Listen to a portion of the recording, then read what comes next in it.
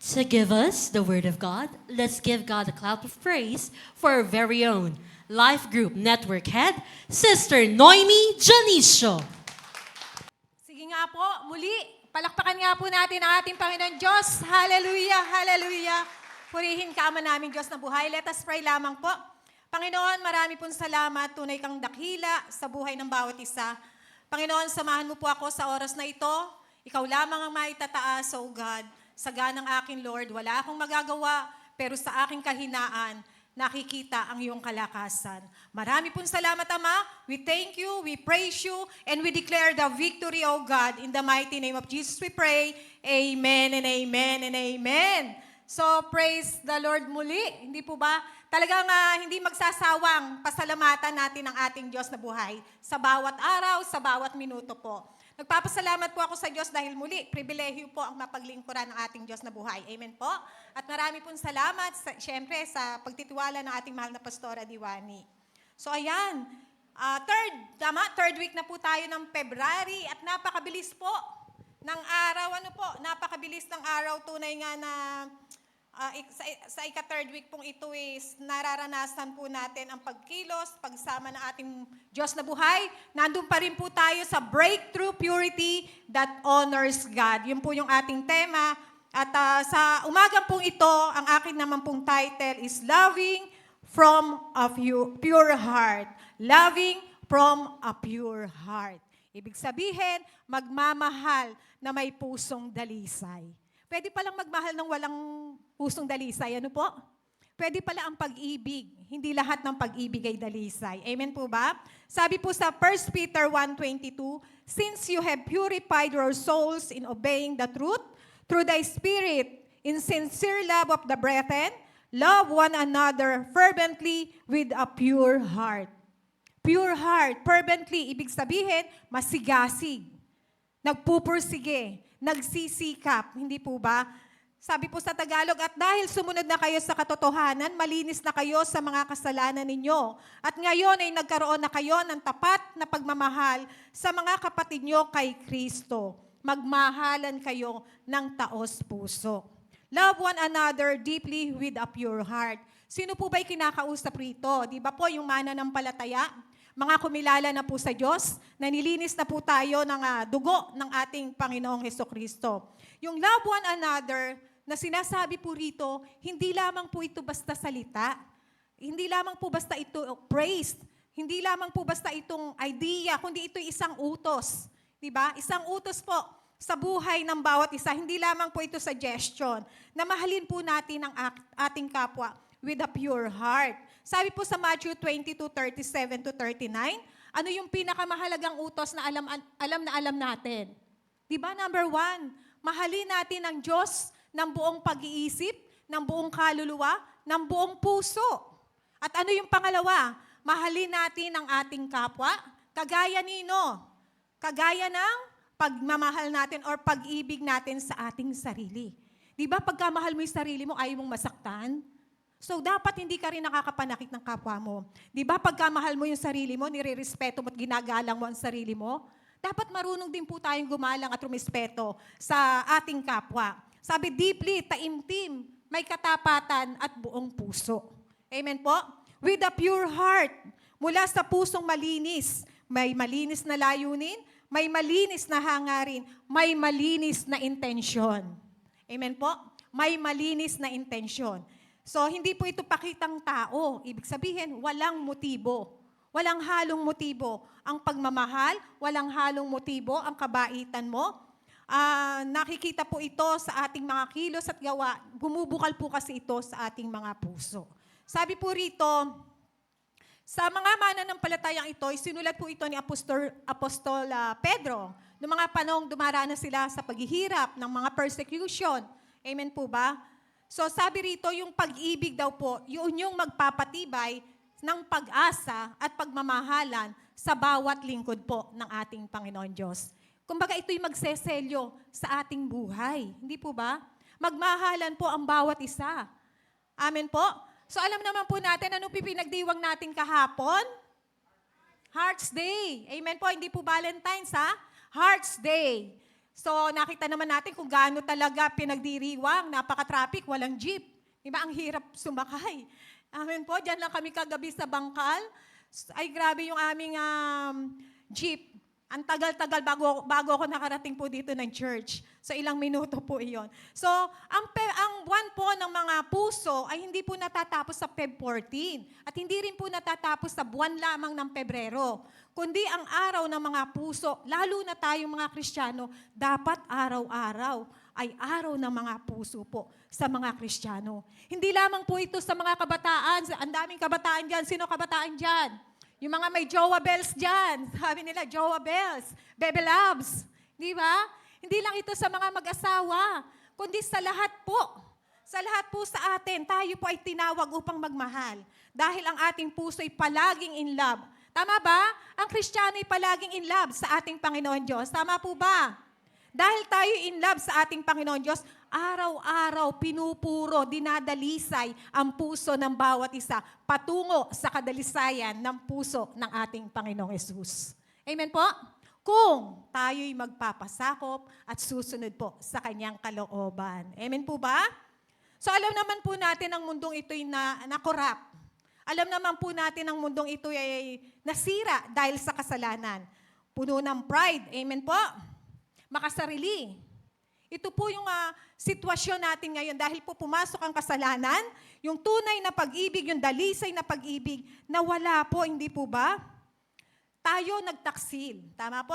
Nagtaksil po ang bawat isa sa ating Panginoon Diyos. Tayo yung nangurap. Pero sa kabila ng ating pagtataksil, sa kabila ng ating pagtatwa sa ating Panginoon Diyos, may Diyos pa rin nagtitiwala po at nagmamahal po sa buhay ng bawat isa. Hindi niya sinasarahan ang pinto natin. Hindi niya isinasara na kapag ka ikaw tao ay nagkasala, sarado ka na sa ating Panginoon Diyos. Hindi po. Napakabuti po ng ating Panginoon Diyos. Tapat siyang magmahal, wagas, puro at dalisay. So bilang introduction po, hindi pa po yung introduction.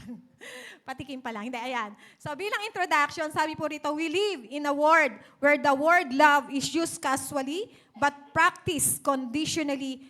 Many relationships are built on convenience, benefit, or emotion. But the Bible calls us to something deeper, to love from a pure heart. So tayo nga po, sabi ko nga po sa inyo kanina itinalaga po tayo sa isang dalisay at malinis na pag-ibig. Tama po? Noong unang likhain ng ating Panginoon Diyos ang sangkatauhan, di ba? Napakapuro, napakadalisay, walang mali siya, walang kasalanan. Amen po ba? Pero dahil po pumasok ang kasalanan, nabahiran po ito ng kasakiman. Ang salitang pag-ibig ay nabahiran ng kasakiman dahil po sa ating mga kasalanan. Nagkaroon ng mali siya. Nakita natin si Eva at si Adan, bigla silang nahiya sa kanilang mga sariling hubad. Pero nung wala pang kasalanan, okay lang. Dahil walang mali siya. Di po ba? So makikita natin dito, tayo po nabubuhay, madaling sabihing mahal kita. Madaling sabihin ng salitang pag-ibig. Amen po? At kung minsan, or nararanasan po natin ito, ang pag-ibig ng mundo laging may kondisyon. Ha? Di po ba? Laging may kondisyon. Ang mga kabataan dyan, sabi nila kapag nagkulay rosas ang kanilang kapaligiran, in love na po ang mga kabataan. Di ba? Mga kabataan, totoo ba yon? Kapag ka sila'y nabaitan, pag-ibig na daw. Kapag ka sila'y napogian, pag-ibig na daw. Amen po ba? Ang daming cute sa school. Tumitibok-tibok ang puso. Di ba? Nagdaan din naman tayo dyan. Di po ba? Pero hindi po yun yung wagas sa tunay na pag-ibig. Tama po? Kung minsan ang pag-ibig rin ay nababaluktot ang tama. Di ba? Nababaluktot ang tama. Akala nila tama yung pag-ibig na yun. Pilit nilang itinatama ang mali na pala. Ano po yung mali? Bakit? Di ba? Meron ka ng mahal. Sorry po sa word meron ka ng asawa pero may minamahal ka pa ring iba. Pero sa tingin mo, sa pagkakataong iyon, oras ko to na tama yung nararamdaman ko. Bakit? Nagsisiyahan ka Di po ba? Pero hindi po yun ang disenyo ng ating Panginoon Diyos sa salitang pag-ibig. Ang disenyo po ng Lord sa salitang pag-ibig ay isang wagas, puro at dalisay. Hindi po ba? Walang halong pagkukunwari. Walang halong pagkukunwari. So tanong po natin, tama po bang pag-ibig ang tawag sa isang taong nakasasakit ng ating kapwa? Tama po ba ang pag-ibig na ikaw lamang ang nakakaranas ng benepisyo? Na yung puro sarili lang natin ang iniisip po natin? Hindi po, di ba? Hindi matatawag na pag-ibig yon. Kagaya nga po, mahal kita kasi, mahal kita kapag. E paano po kapag nawala na yung mga kondisyones na yon? Mahal kita kasi ang ganda mo. Paano sa paglipas ng mga panahon, wala na pala yung ganda na yon? Mamahalin mo pa rin ba siya? Paano sa paglipas ng mga panahon, nakita mo na yung bad side niya? Wow, ang cute niya, ang pogi niya. Pero sa paglipas ng mga panahon, ay bad pala siya. Magtitiis ka na lang sa bad na ugali niya? Ganun po ba? Hindi po, di ba? Alam niyo po ang pagmamahal, ang talino ng tao kung minsan dinadaan na sa wais na pagmamahal. Ano po yung wais? Wais na pagmamahal kasi may nakukuha lang benepisyo. Wais na pagmamahal kasi alam niyang magbe-benefits ako sa taong to. Di po ba? Nagbe-benepisyo na lamang po, hindi puro, hindi totoo, hindi dalisay. Amen po? So ang salitang pag-ibig ng mundo ay may kondisyon at nababatay kadalasan sa emosyon. Emosyon lang yan. Lalo na sa mga kabataan pagka hindi pa panahon at oras. Di ba? Mga nag-aaral pa lang. Amen po ba? So, ang ating pong pag-aaralan sa ngayon po, sabi ko sa inyo kanina, pusong dalisay, di ba? Kumbaga tayo po ay magmamahal sa mas malalim na antas na pagkakatawag po ng Diyos na pagmamahal po sa buhay ng bawat isa. Amen po? Sabi rito, walang halong pansariling interes ang nais ng Diyos na pag-ibig po nating maranasan. Hindi yung may nakukuha lamang po tayong benepisyo or kapalit. Kapag tayo nagbigay ng pabor sa ating kapwa, iniisip ka agad natin, merong kapalit, hindi po ba? Magbe-benefit ako sa taong ito. Or tapat at totoo, hindi po pakitang tao at hindi po dahil emosyon lang. So ang pag-ibig pong totoo ay handang magsakripisyo, kagaya po ng ginawa ng ating Panginoong Jesus. Amen po? At may pagpapatawad at pagtitiis tulad ng pag-ibig ng Diyos sa atin. Ang pinaka-highest daw na form of love is yung forgiveness. Diba? Yun yung ginawa ng ating Panginoon Diyos. Yung ikaw ay makaranas ng kapatawaran at ikaw mismo ang magpatawad, ito'y ebidensya na may pag-ibig sa puso mo. Amen po ba? Kasi po bakit? Mahirap pong magpatawad at mahirap magmahal na hindi mo pinapatawad yung minamahal mo. Mahirap magmahal ng isang taong kinamumuhian mo. Amen po ba? Kaya dapat ang pagmamahal po na hando ng pagpapatawad sa taong mamahalin mo. Amen po ba? Kasi kung lagi at lagi nahandyan pa yung kasalanan niya, so hindi mo siya mamamahal at hindi magiging maganda ang relasyon niyo po. Amen po ba? So tandaan po natin, kailangan po ang ating puso ay busilak. Totoo yung layunin. Tunay na umiibig at nagmamahal. Tandaan po natin sa panahon po ngayon, di ba? Sabi po ang bawat kabataan, lalo na yung mga nasa hustong gulang na, yung mga manliligaw, ano po ba layunin nyo? Bakit ka nanliligaw? Amen po ba? Dapat pala pagka nanliligaw ka sa isang babae, yung mga single po rito, at dapat na po magmahal. Kumbaga nasa edad na. Kung ikaw ay manliligaw, syempre ipapanalangin mo yon. At pagka ikaw ay manliligaw, ang intention mo, ang layunin mo, itong babae na to ang mapapangasawa ko. Hindi po pwedeng trial and error. Di ba? Hindi pwedeng liligawan ko siya, pero hindi kami nag-effective. Ayoko na sa kanya. Kaya hindi po ganun kadali ang pumasok sa isang relasyon. Amen po? Hindi po ganun kadali ang magmahal. Pwedeng mawala ang lahat. Akala mo iyan na, mga kabataan. Hello? Akala nyo lang po iyan na. Pero marami pong proseso ang ating tatahakin kapag tayo'y tumalon or lumublob sa pag-ibig na sinasabi po natin. Dito po sa ating pag-aaralan, Peter was writing to believers who were scattered, persecuted, and suffering. They were under pressure. Diba? Nakakaranas sila na misunderstood. Parang kagaya natin, bilang tayo mga mananampalataya ni Kristo, lahat po tayo nakakaranas ng persecution.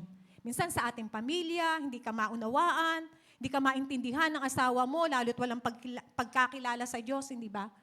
Lalo tinatayuan mo ang salita ng Diyos, hindi tayo mauunawaan ng sanlibutan na hindi pa kumikilala sa Diyos. Diba? Iba kasi yung pananaw ng Kristiyano, iba yung pananaw na walang pagkakilala sa Diyos. Tama po ba?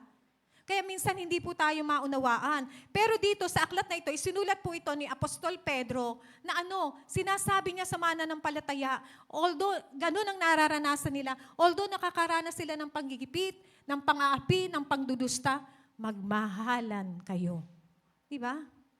Magmahalan pa rin kayo in the middle ng suffering. Ito'y kuman niya, love one another deeply from a pure heart. Hinihimok niya. Bakit? Ito yung magiging pagkilala. Di ba? Sa ating mananampalataya, ito yung pagkilala. Kristiyano to. Di po ba? Nakikita yung pagmamahal sa kanyang puso. Ito isang iglesia to. Nakikita yung pagmamahalan po sa bawat isa po sa atin. Tama po ba? Taimtim na pag-ibig. Bilang mananampalataya, ito rin po yung ating nais iparating po sa buhay ng bawat isa.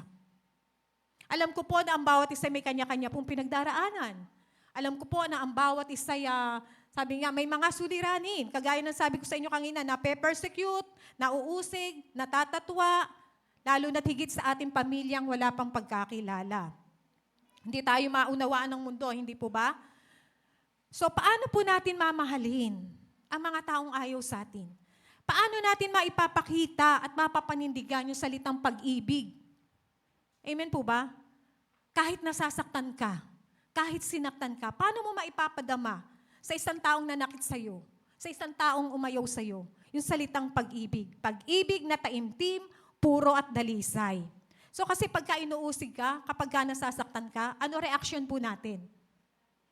Diba? Kapag ka ikaw ay nasaktan, gaganti ka ng sakit.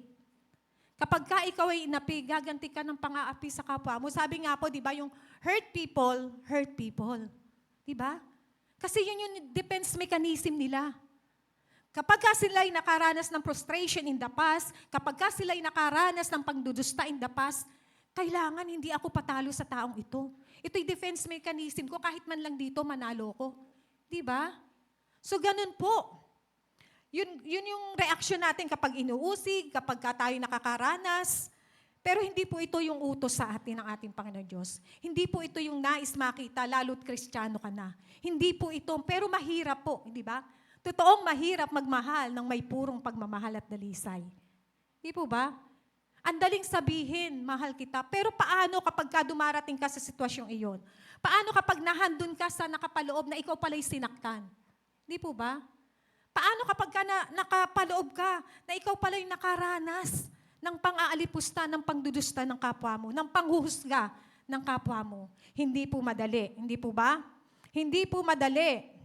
Sabi po rito, kahit po may hidwaan, may pagsubok, dito po sa ating pinag-aaralan, nakikita yung pagmamahalan ng mga Kristiyano. John 13:35, sa ganito'y makikilala ng lahat na kayo ay aking mga alagad kung kayo'y may pag-ibig sa isa't isa. Kung kayo'y may pag-ibig sa isa't isa. Bakit po kaya lagi na lang inuutos sa atin na magmahalan, may pag-ibig sa isa't isa? Bakit po? Kasi po, God is love. Diba? Naalala ko po yung aming laro dun sa LWTC. Hindi ito basta adjective or katangian ng ating Panginoon Diyos yung salitang pag-ibig, kundi ito mismo yung siya. Siya na po iyon, hindi ba? Katulad, halimbawa po, si Ate Angie, maganda, katangian, adjective, maganda, hindi po ba? Pero yung kung ano yung pagkatao ni Ate Angie, hindi pa yun nagdi-describe ng kagandaan or ganda, hindi po ba? Pero dito, ang sabi, ang Diyos ay pag-ibig. Kaya po lagi tayong inuutusan na magmahal, kahit nasasaktan, kahit may pinagdadaanan, hindi po ba? Lagi at lagi ang pagmamahal ang lundo ng buhay ng bawat isa. Lulundo po tayo sa pag-ibig na ibinibigay po ng ating Panginoon Diyos. Alam niyo po, kapag ka po tayo dumarating sa pressure ng mga pagsubok, sabi ko nga sa inyo, hindi madali. Doon nakikita ang tunay na ikaw. Kapag ka ikaw ay dumaraan sa mga pagsubok, kapag ka ikaw ay nasaktan, kapag ka ikaw ay ang damdamin mo ay pinaglaruan, doon makikita kung ano ka ba, kung gaano ka ba katatag. Parang ginto, hindi ba? Ang ginto dinadalisay. Alam niyo po sa pagdadalisay ng ginto, yung pag-aapoy ng ginto, makikita mo po yun. Pagka inaapoyan ng ginto, nakikita niyo po bumubukod yung bawat karumihan doon sa gintong nakapaloob na yun. Ang matitira po doon ay kumikinang, makinis, maayos at dalisay na ginto. Ganon din po sa ating mga buhay. Ganon din po, ang mga pagsubok at suliranin ay bahagi po ng ating buhay yan. Kung bakit ka nasasaktan, may layunin po ang Diyos yan. Pinupuro po tayo ang ating pag-uugali. Amen po ba? Amen po. Sa iglesia po ang ating kinabibilangan, sabi nga po ni Pastora, hindi naman pinangako na hindi tayo masasaktan. Hindi naman pinangako na ang mga taong makikita natin dito ay holy. Hindi po ba? Naalala ko nung ako'y high school yata yun, nag-church na po ako sa JIL Bundo. So ang aking kaisipan, pagka Kristiyano or born again, hindi po nagkakasala. Yun ang nakatanim sa isip ko po. Na kapag ka ikaw lumapit sa taong ito, kasi Kristiyano to eh, magandang magsalita, maayos makisama, ganun ang thinking ko po sa mga born again. Pero hindi po pala. Hindi po orki nakakilala ka sa ating Panginoon Diyos, ay perpekto ka na. Kasi proseso po ang pagbabago. Diba? Proseso ang pagbabago, pinupuro, dinadalisay araw-araw hanggang sa tayo dumating dun sa takdang ibinigay po ng Diyos sa buhay ng bawat isa. Amen po ba? Lilinisin, aayusin po ang ating buhay. So ngayon po sa araw na ito, i-examine po natin ang ating puso. Sa panahon na tayo nasasaktan, gaano katatag ang pananampalataya mo? Sa panahong ikaw ay nagkasala, lumalapit ka ba para humingi ng tawad? O ikaw ba yung tipong pinangangatwiranan mo ang kasalanan at nagtuturo na dahil kasi siya. Diba? Alam niyo po sa mag-asawa, parang ang pangit kapag ka meron kayong hidwaan, kasi naman. Parang ang pangit, kasi naman. Pwede mo naman sabihin, sorry, nagkamali ako. Diba? Hindi dapat magsisihan sa isang pagkakamali. Na yung marinig, kasi naman ikaw. Di po ba? So ang kasalanan po ay dapat hinihingi po ito ng kapatawaran. Inaamin mo na ikaw ay nagkasala, kahit na trigger ka lang, kahit na dahil kasi ginusto mo yun eh. Hindi po ba? Sasabihin ng iba, kasi palay na lumalapit. Hindi po ba? Palay na lumalapit. Sa mga kalalakihan, sorry po, di ba? Naririnig natin yung tukso lumalapit. Pero ginusto mong lapitan, lumapit na nga siya. Ano pa ginawa mo? Kinuha mo pa. Amen po ba? Pwede ka naman lumayo, pwede kang tumanggi. Amen po? Nasa sayo rin yun, desisyon mo yun. Hindi mo pwedeng sabihin sa kanya, kasi naman ikaw lumapit ka sa akin eh. Di po ba? Kaya nga, ang kasalanan dapat nilalayuan. Lumapit man ang kasalanan sa'yo, hindi po ito nasa isip mo lang na ayaw mo, kundi gawin mo. Amen po? Nalayuan. What is a pure heart? Number 1 po, ang pusong dalisay ay pusong malinis, tapat at buong nakatalaga sa Diyos. Hindi ito nangangahulugan ng perpekto po. Kundi ito'y nakatalaga, hindi po perpekto, hindi ibig sabihin hindi ka nagkakamali, nagkakasala, oo, nagkakamali, oo, may kahinaan, oo. Pero handa kang lumapit sa Diyos. Handa mo muling ipabago ang puso mo. Amen po ba? Ang pusong dalisay ay nagsisisi kapag ka nagkakamali. Kagaya nga po ng sinasabi ko sa inyo kanina. Lagi kang nagre-repent. Lalo na kung ikaw ay malalim ang ugnayan mo sa Lord. Kasi alam mo, pagka nasaktan mo ang Lord. Tama po ba? Kapag ka tayo may ginawa na kasalanan at alam mo, sa puso mo, malapit ka sa Lord, meron something sa puso mo na nalulungkot ka. Napipighati yung banal na espiritu na nasa sayo. Tama po ba? Kasi may connection kayo ng Lord eh. Ang puso mo at ang puso ng Lord, konektado po. Nahandyan ang banal na espiritu. May connection kayo. Kaya dapat namimighati po tayo kapag alam nating nasasaktan po natin ang ating Panginoon Diyos. Masunurin sa katotohanan. Tapat sa layunin. Tapat ang layunin natin kapag tayo nagmamahal. Nagnanais po laging kalugdan ang ating Panginoon Diyos. Amen po ba? Wala tayong ibang ninanais, kundi ito bang gagawin ko'y makapagpapasaya sa Lord? Tayo mga kabataan, bilang tayo, mga nanay tayo, yung gagawin ko ba bilang anak ako'y makalulugod ba sa nanay ko? Yung gagawin ko ba na hindi ako papasok maglalakwatsa ako, makalulugod ba ito sa nanay ko? So parang ganun din po, hindi ba? Tayo may amang Diyos na nasa langit. Yung ginagawa mo ba na akala mo hindi nakikita ng iba, nakalulugod ba sa Diyos yan? Amen po. Wala mang CCTV sa lugar na kung ano man ang ginagawa mo, pero may CCTV ang kalangitan at walang naililihim po sa ating Diyos na may kapal. Amen po ba? Wala pong naililihim. Kapag ka po hinangad natin ang kaibuturan at kalinisan ng ating puso, pumapasok po rito yung obedience. Sabihin nga po natin, obedience. Sabi po sa letter A heart cleansed by obedience to the truth. Ano yung truth? Yung katotohanan.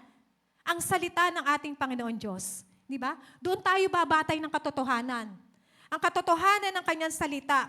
Sabi rito, ang isang pusong dalisay ay pusong nilinis sa pamamagitan ng pagsunod sa katotohanan.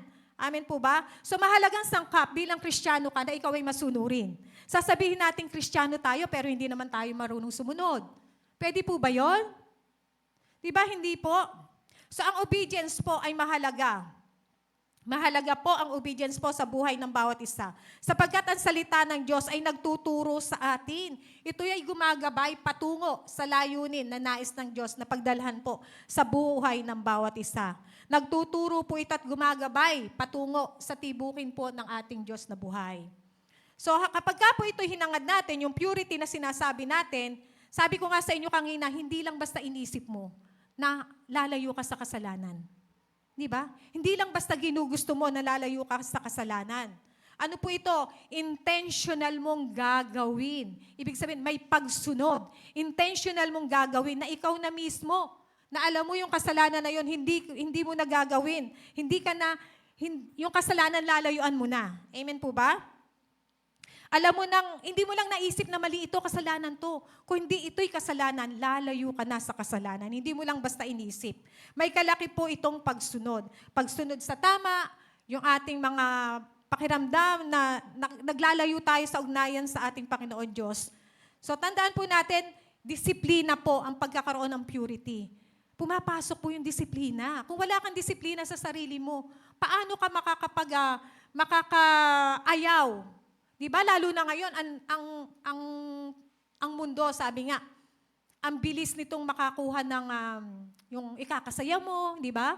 Sa mga kabataan, ang dali nating, kung wala tayo talagang disiplina sa ating sarili, isang aya lang, isang tawag lang. Go na tayo, di ba?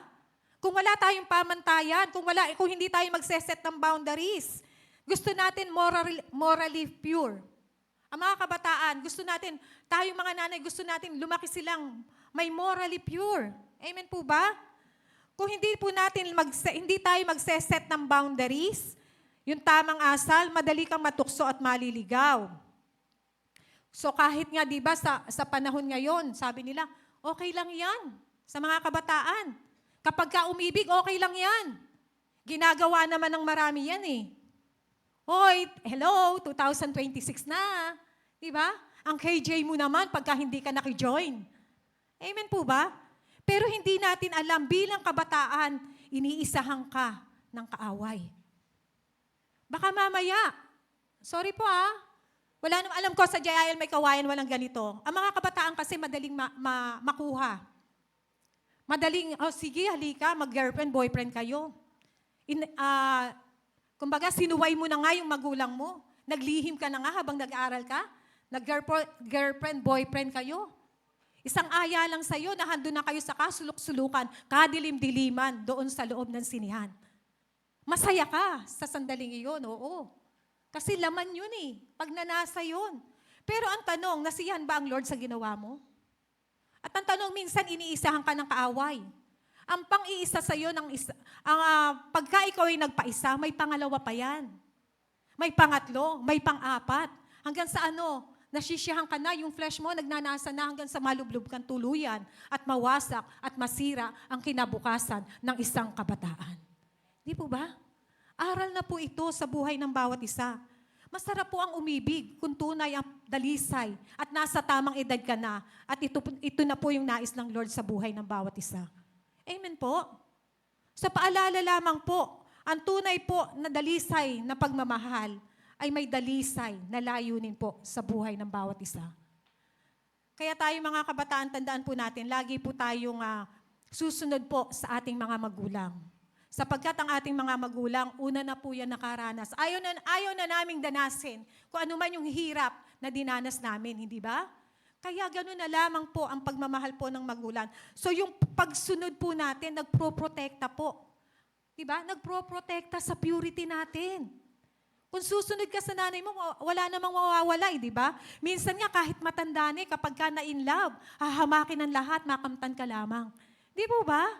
Minsan nawawala sa alignment kapag pag-ibig na ang pinag-uusapan. Pero dapat may boundaries ka. May pagsunod ka sa tama, sa kalooban po ng ating Panginoon Diyos. May standard. Amen po ba? May standard po, hindi basta-basta natatangay ng emosyon. Amen po ba? So mamumuhay kang may integridad, namumuhay kang tama kahit walang nakakakita. Yun po yung mahirap no? Kapag walang nakakakita, sino na po ba tayo? Di po ba? Yun po bilang isang Kristiyano, mahirap. Na kapag tayo na lang at ang Diyos, nasaan ka na? Nasaan na ang katayuan ng ating puso? Obedience is consistent. Hindi lamang basta ito ay gusto mo sa oras na ito at bukas hindi na. Dapat consistent ang pagsunod po natin sa ating Panginoon Diyos. Di ba? Kung gusto mo maging healthy, dapat susunod sa diet at exercise. Amen po ba?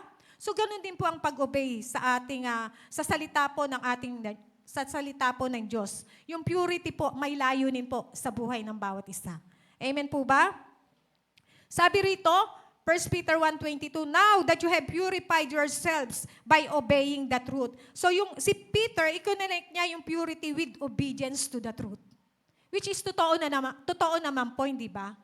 Yung pagsunod, hindi po tayo ipapahamak ng pagsunod, lalo na sa kalooban po ng ating Panginoon Diyos. Amen po? Palakpakan nga po natin ang ating Panginoon Diyos. So sabi po rito, hindi lamang basta ikaw nakikinig. Diba? Minsan nakikinig kayo. Minsan ang anak natin, kala mo nakikinig. Pero paglabas ng tahanan, hi, hello, nasa na yung anak ko? Anak, mag-chat-chat ka bago ka pagdating mo sa lugar na pupuntahan mo. Ilang oras nang nag-aantay ka ng chat, gabi na, wala pa palang chat sa'yo. Diba? Nakikinig lang pala, pero hindi naman ginagawa. Amen po? So tandaan po natin, ang pagsunod ang nagdadala ng pagbabago. Bakit? Kapag ikaw sumusunod, nababago yung puso mo. Nagpapailalim ka, nagpapakumbaba ka sa mga taong mas alam mong mas may higit na kaalaman sa'yo. Amen po ba? So nakapagpapabago po ito ng puso natin, nakapagpapahubog ng ugali, ng kaisipan. Amen po? Kaya mahalaga po ang pagsunod sa buhay po natin. Bilang tayo'y mga Kristiyano, sumunod po tayo sa nais po ng ating Panginoon Diyos sapagkat nagtuturo po ito ng disiplina po sa buhay ng bawat isa. So, proseso po ang pagbabago. Hindi naman po ganun bigla, hindi naman po ganun basta-basta. Pero kung tayo po'y nasasanay, di ba, sa pagsunod, naiiba na po ang takbo at layunin ng ating puso at kaisipan. Naaalay na po tayo sa nais po ng ating Panginoon Diyos. Sabi po ni David sa Psalms 51:10, sabi rito, create in me a pure heart, O God, and renew a steadfast spirit within me. So bahagi po ito ni Haring David nang siya ay magkasala. Alam naman po natin na nagkasala si Haring David.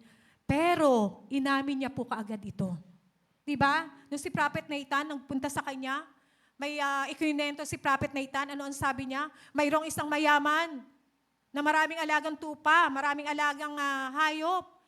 Pero may isang mahirap na isa lang yung alaga niya. Ano ang ginawa ng mayaman nang may dumating na dayuhan, na bisita? Ang kinuha niya pa yung tupa ng isang mahirap. Diba? Ano ang sabi ni Haring David? Nagalit siya. Ay dapat patayin. Ang sabi ni Prophet Nathan, ikaw ang taong yan. Kasi, bakit? Nagkasala siya, kinuha niya ang asawa ng iba at pinapatay niya po si Urias, na asawa ni Bathsheba. Amen po ba? Pero ganun pa man din. Diba? Si David is months after God's own heart. Bakit? Andun kaagad ang pag-iyak ng kanyang puso. Nahandun kaagad yung masidhing paghingi ng kapatawaran sa Diyos. Inamin niya, Lord, nagkasala ako. Amen po ba? So ganun din po ang nais makita ng Diyos sa buhay ng bawat isa. Hindi po hinihiling ng Diyos na perpekto ka na ngayon, pero hinihiling po ng ating Panginoon Diyos na makita natin ang ating kamalian at total surrender po sa kanyang kalooban. Amen po ba? And let her be heart free from hypocrisy. So ang sabi po rito, yung pagmamahal daw pong dalisay, walang halong pagkukunwari. Hindi ka nagbabait-baitan, hindi ka nagmamahal-mahalan, hindi ka gumagawa ng mabuti para ikaw ay matanyag, para ikaw ay maging sikat, para ikaw ay palakpakan. Walang halong pagkukunwari ang pag-ibig na nagmumula po sa ating Panginoon Diyos. Amen po ba? So tapat po yung ating damdamin. 1 Timothy 1:5, the goal of this command is to love, which come from a pure heart and a good conscience and a sincere faith. A pure heart does not pretend to care. Hindi mo kailangan magkunwari. Hindi po ba? Hindi mo kailangan magkunwari na, ay, sister, oo nga, sige, palakas ka. Oo nga, sister, kawawa ka naman, ganyan. Pero kapag ka nakatalikod na pala si sister, ano ang sinasabi natin? Negatibo na po pala. Di ba? So hindi po yung gano'n, yung pagkikare po natin sa ating mga kapatiran. Kundi ito'y tapat at totoo po sa ating mga buhay. Amen po ba? And number 2, a heart aligned with God's character. Kapag ka po ang ating puso ay naka-align sa puso ng ating Panginoon Diyos, may pagliko po ba yan? Di ba dapat pagka sinabing alignment, diretso? Diretso sa puso po ng ating Panginoon Diyos. Kaya yung kapatawaran, yung kabutihan, di ba, yung forgiveness, yung gracious, ng puso ng ating Panginoon Diyos, nagiging puso po natin. Lagi kong naalala yung sinasabi ni Pastora, makakapagpatawad po tayo hindi sa ganang ating sarili, kundi sa puso po ng Lord. Gagamitin mo yung puso ng Lord para makapagpatawad ka. Kasi kung sa puso mo, isang pusong nasaktan, yung normal na Noemi na nasaktan, mahirap po magpatawad, hindi po ba? Kapag ikaw ay sinaktan, ang hirap magpatawad unless na puso ng Lord ang iiral sa puso mo. At iisipin mo, oo nga Lord, ako rin nagkakasala ako. Di po ba? Iisipin mo rin, Lord, may kahinaan din ako. So tulungan mo ako, Lord, na magpatawad ako sa taong nakasakit po sa akin. Kasi kung saga ng akin, Lord, aayawan ko na siya. Kung saga ng akin, Lord, bibitiwan ko na siya. Kasi paulit-ulit akong sinasaktan, di ba? Mapapagod at mapapagod ka. Pero buti na lang si Lord, hindi napagod sa atin. Buti na lang si Lord, laging nahandyan para tayo kupupin kahit nagkakamali at nagkakasala po tayo. Amen po ba? Hindi pinagsasara ng Diyos ang pinto ng kanyang pagpapatawad sa isang pagkakamali or maraming pagkakamaling nagawa po natin. Ilang beses magpapatawad? 77 times, tama po ba? So, ibig sabihin, unlimited ang pagpapatawad po ng Lord sa buhay ng bawat isa. Pero hindi ibig sabihin, di ba? Ay, magkakasala na lang ako, hingi na lang ako ng tawad sa Lord. Anyway, mapagpatawad naman ng Lord. Hindi po ganon. Amen po ba? Kung tayo naka-align ang ating puso sa ating Panginoon Diyos, iisa ang tibukin po natin. Sa tibukin po ng ating Panginoon Diyos. Nakaayon po ito sa tibok ng Diyos. Kahit may kahinaan po tayo, ang Diyos po ang magbibigay ng kalakasan para magawa po natin ang kanyang nais sa buhay ng bawat isa. So yung pag-ibig po, ginagawa po natin na may aksyon. We put love into action. So how do we love from a pure heart? Amen po. Sabi ko kanina, pwede ka palang magmahal ng hindi dalisay. Sabi po, pwede kang magbigay ng walang pagmamahal. Pero kapag ka nagmamahal ka, kalakip ang pagbibigay. Amen po ba? Kalakip ang pagbibigay. Letter A, by guarding our heart daily. So ano ibig sabihin? Bantayan po natin ang ating mga puso sa araw-araw, sa bawat minuto, sa bawat oras. Kasi ang puso natin dyan nagmumula. Ang mga desire, ang mga gusto, na akala mo totoo na, hindi pala. Napepeki po. Kapag ka po pinapasok natin sa ating puso ang pagnanasa, minsan yung inggit, yung jealousy, hindi ba? Bakit siya meron, bakit ako wala? Diyan po nagsisimula sa ating puso ang mga motibo, ang mga desire. Tapos pagka pumunta sa ating mga puso, ipinoproseso po ng ating kaisipan. Di ba? Ipinoproseso ng ating kaisipan. So tandaan po natin, mahalaga po na lagi po natin binabantayan ang ninanasa ng ating puso. Na Lord, gusto ko noon. Okay ba sa akin to? Makapagbibigay lugod ba sa akin or sa Diyos ang ninanais ko? Will ba ng Lord ang ninanais ko? Tignan po natin, i-align po natin sa will po ng Lord ang bawat ninanais po ng ating puso. So sabi rito, truth protect us from deception. So ang katotohanan po ng salita ng Diyos ang magbibigay po sa atin ng protection po. So guarding our heart means intentional about what we allow to shape our inner life. Ano ba yung nilalagay mo sa puso mo? Word of God ba? Iyan yung magtatama sa iyo eh. Kung lalagyan natin ng inggit, ng galit, di ba? Lahat po iyan ay pollutant. Lahat po iyan ay marumi. Di po ba? Kapag ang isang pitchel na nilagyan mo ng marumi, ano masasalin mo sa isang baso? Di ba marumi po? So kung tayo po ang mga puso natin may jealousy, may inggit, pwede tayo makapagsalin sa ating kapwa. Hindi tayo makakapag-encourage. Di ba?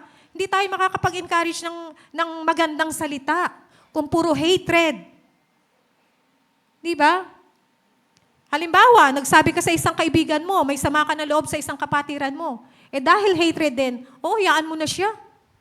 Ganyan naman yan di ba? Minsan may mga ganung bagay. Kaya dapat ang puso po natin isasaliksikin po natin at dapat po nilalagyan po natin ng salita po ng Lord. Ito po yung magbabantay po sa buhay ng bawat isa. At ano pa po? Yung ating pagpapatawad. Alam niyo po kapag hindi po tayo marunong magpatawad, sabi rito, we guard it by forgiving quickly because delayed forgiveness hardens the heart. Naniniwala po ba tayo doon? Na kapag ka po tayo hindi nagpapatawad, puro galit, puro inis, di ba? Nagiging bato ang ating mga puso. Bakit? Hindi ka na nasasaktan eh. Lagi ka kasing sinasaktan niya eh. Nagiging bato ka na, hindi mo pa siya napapatawad. Hindi po ba? Naiipon yung sama ng loob natin, naiipon yung galit. Iyon po ay hindi mo maganda sa atin. Hindi maganda sa kalusugan mo, hindi maganda sa ating relasyon, masisira ang relasyon kapag ka naging pusong bato po tayo. Amen po ba? Nagiging sira ang relasyon. Lumalamig. Nagiging sarado na ang isip mo. Kahit ano pa sabihin niya, sarado ka na. Eto na, ayoko na. Hindi po ba? Kasi sarado ka na eh. Kaya dapat po yung forgiveness, sabi ko nga po sa inyo kanina, di ba? Highest form of love is forgiveness. Kagaya po ng ginawa ng ating Panginoong Yesus. Di ba? Kapag ka po tayo lumalapit, nahandun ang kanyang kapatawaran po sa buhay ng bawat isa. So sa ganitong paraan, kapag ka po ipinagkatiwala lahat natin sa Diyos, yung galit natin, di ba? Pinipili nating pakawalan yung galit. Hindi naman ibig sabihin na kapag ka po tayo nagpatawad sa kapwa, tama na siya. Sabi nga po ni Pastora Helen, kung minsan dapat manahimik ka para maging panalo ka. Kasi hindi mo dapat ipaglaban kung alam mong tama ka eh. Ang Diyos na ang bahala. Di po ba? Ang Diyos na ang magtatanggol sa iyo. Amen po? So, ibig pong sabihin, yung pagpapatawad po, protection mo po sa puso mo yan. Kapag ka ikaw ay nagpatawad, ang puso mo ay pumapayapa at ang puso mo ay nagiging maligaya. Amen po ba? So, praise God po. Sabi po rito, Ephesians 4:31-32, get rid of all bitterness, rage, and anger, brawling and slander, along with every form of malice. Be kind and compassionate to one another, forgiving each other, as Christ forgave you. Amen po ba? Napakabuti po ng ating Panginoon Diyos sa buhay ng bawat isa. Tandaan po natin, sabi po rito, a good man brings good things out of the good stored up in his heart. What is stored inside will eventually came up. So, lagyan po natin ang ating puso ng mga mabubuting bagay. Di po ba? Ito yung ilalabas po natin sa ating kapwa. Mabubuting bagay, pag-ibig, sa pamamagitan po ng salita po ng ating Panginoon Diyos. And letter B, by loving deeply, not partially. Ang pag-ibig ng Diyos, buong-buong pinahal po tayo kung sino ka. Di ba? Buong-buong minahal ka. Kung sino ako, kung ano kahinaan ko, minahal akong labis ng ating Panginoon Diyos. Maging kayo rin po, hindi ba? Minahal po tayo ng buo. Kaya po ang sabi niya, love one another deeply. From the heart, loving deeply, not partially. Hindi kalahati. Hindi po ba? Hindi tayo pwedeng magmahal ng kalahati. Sa mga asawa po ba natin, kalahati lang yung sa ating misis at meron pa po tayong kalahati sa iba? Hindi po pwede yun. Hindi po ba? Dapat magmahal po tayo. And letter C ng buo. And letter C, depending on the Holy Spirit. Ito po yung ating pinakasandigan. Kung sa sarili lamang po natin, hindi po natin kayang gawin ang magkaroon ng pagmamahal na dalisay. Kung atin sa sarili lamang po, hindi po natin kayang gawin magpatawad po sa iba. Kung atin sa sarili lamang po, hindi po natin kayang magpakumbaba. Amen po ba? It's because of the Holy Spirit na nasa buhay po ng bawat isa. Yung Holy Spirit po yung magbibigay po sa atin ng kalakasan. Sabi po sa Galatians 5:22, but the fruit of the Spirit is love, joy, peace, forbearance, kindness, and goodness, faithfulness. Hindi po tayo makapag-produce ng tunay na pag-ibig sa kakayanan sa kakayanan lamang po natin. A clean heart is created po ng ating Panginoon Diyos, hindi sa sariling lakas po natin. Diba? Kaya nga sabi ni David, create in me a clean heart, O God. Diba? Hindi ko kayang magkaroon ng malinis at dalisay na puso unless po ang ating Panginoon Diyos ang bigyan natin ng kalayaan sa buhay ng bawat isa. I-open natin ang ating puso sa ating Panginoon Diyos. At Lord, bahala ka na. Tulungan mo po ako na magkaroon ng isang malinis na puso upang masunod ko po ang layon mo sa buhay ng bawat isa. Tandaan po natin, human love has limit. Napapagod, sabi rito, it gets tired, it gets hurt, and it will withdraws. Pwedeng umayaw, pwedeng bumitaw. Napapagod, nasasaktan. Pero ang puso ng ating Panginoon Diyos, laging nahandyan para ikaw ay akayin, patungo sa layunin at pagdadalisay po ng puso ng bawat isa.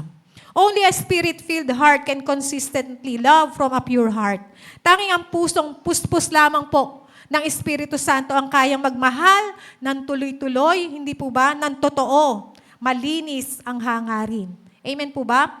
Bilang conclusion po, sabi po rito, loving from a pure heart is not optional for believers. Hindi sa pilitan, kung dito ay bumubukal po sa puso po ng buhay ng bawat isa.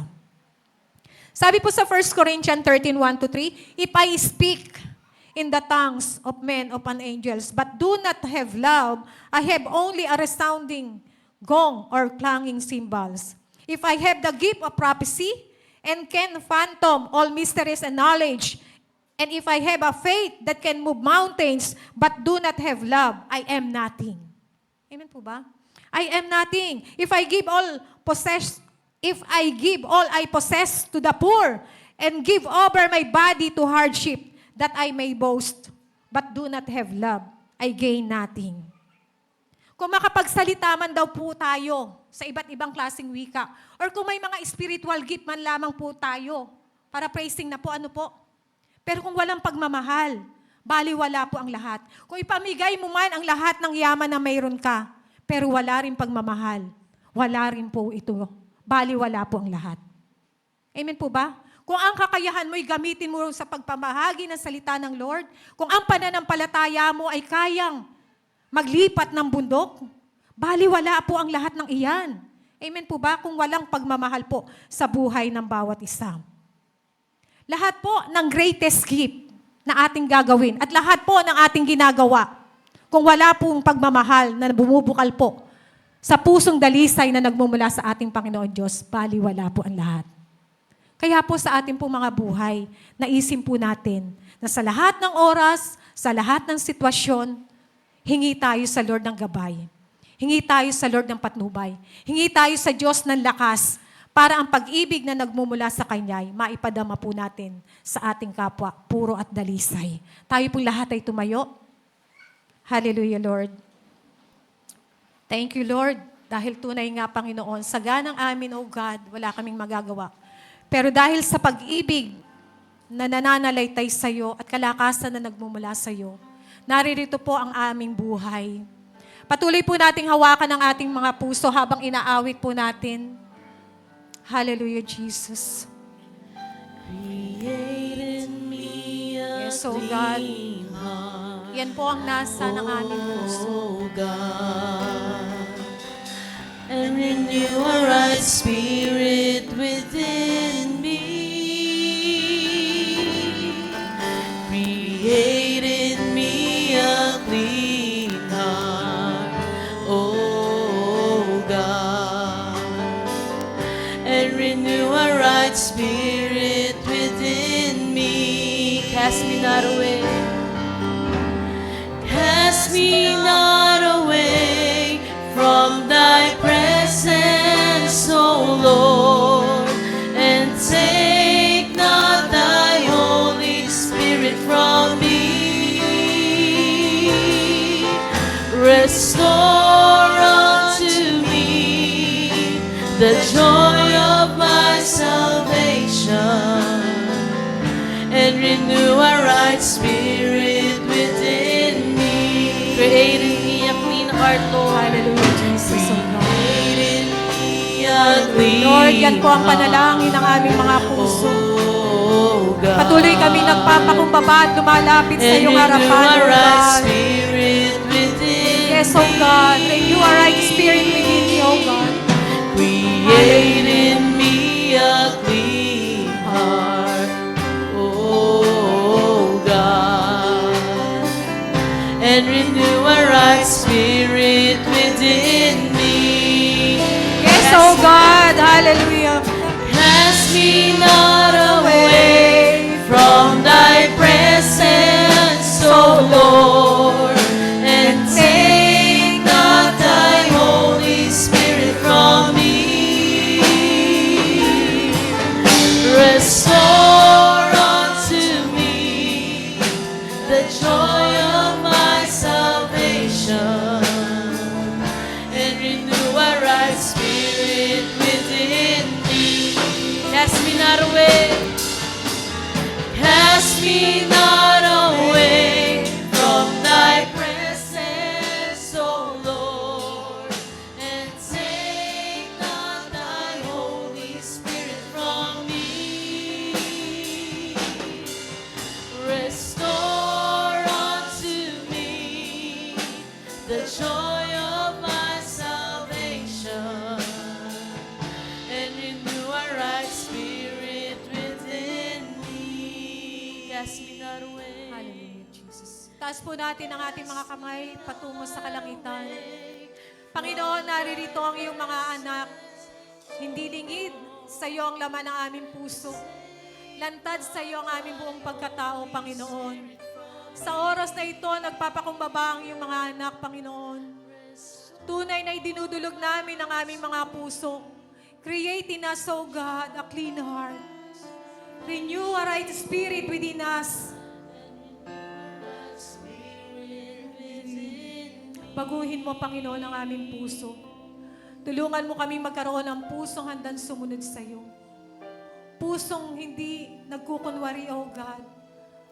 Pusong naaayon sa tibukin ng banal na Espiritong ibinigay mo po sa buhay ng bawat isa. Tulungan mo po kami na una ka naming mahalin at maipadama po namin ang pag-ibig na ito sa aming kapwa. Marami pong salamat dahil tunay kang dakila, O God. Salamat sa biyaya ng pag-ibig mo. Salamat sa biyaya ng kalakasan. Salamat sa biyaya ng katagumpayan. Pagpalain mo po ang buhay ng bawat isa at patuloy namin lasapin ang pag-ibig, kapatawaran na nagmumula sa iyo. We thank you, Father God. We bring back all the glory, all the praises. In Jesus' mighty name we pray. Amen.